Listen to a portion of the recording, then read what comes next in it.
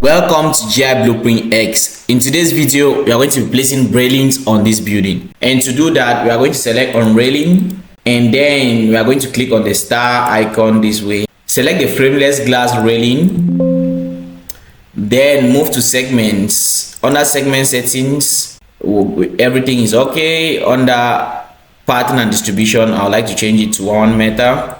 Under classification properties, I have nothing to do here.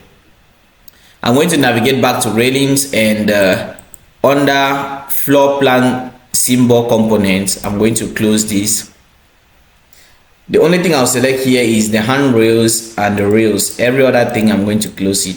Once done, I'm going to click OK. So I'm going to place my railings, and I love to do that in 3D. So I'm going to navigate to 3D, click on railings. I'm going to start from this point. So I'll just choose this point here and draw right up to this point.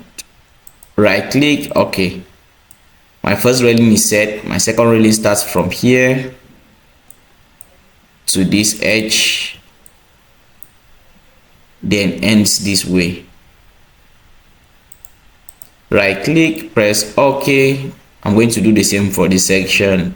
Start drawing from this point to this end point. Right click, okay, all set out. I'm going to do the same for this point. Select here, draw right up to this point, then to this first point here.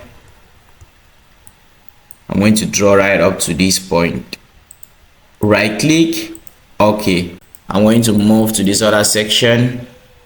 Normally this slab is supposed to extend at least 15 centimeters to the side. So I'm going to select on this slab, this plus icon. I'm going to select from this point, and I'm going to tap on my keyboard the first time, tap again the second time, and type in 0.15. I'm going to do the same this way. Select, put a plus icon here. I'm going to drag in, press tap on my keyboard, press tap again, type in 0.15, press enter. So I'll start drawing my railing. Select from this point. So I'm going to choose this first point to this point to this point, and finally to this edge. Right click, press OK, and now my railings well set.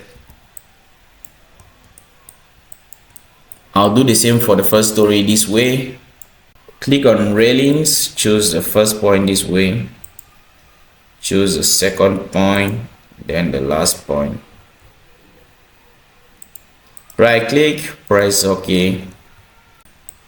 I'm going to move from at the back end and do the same thing.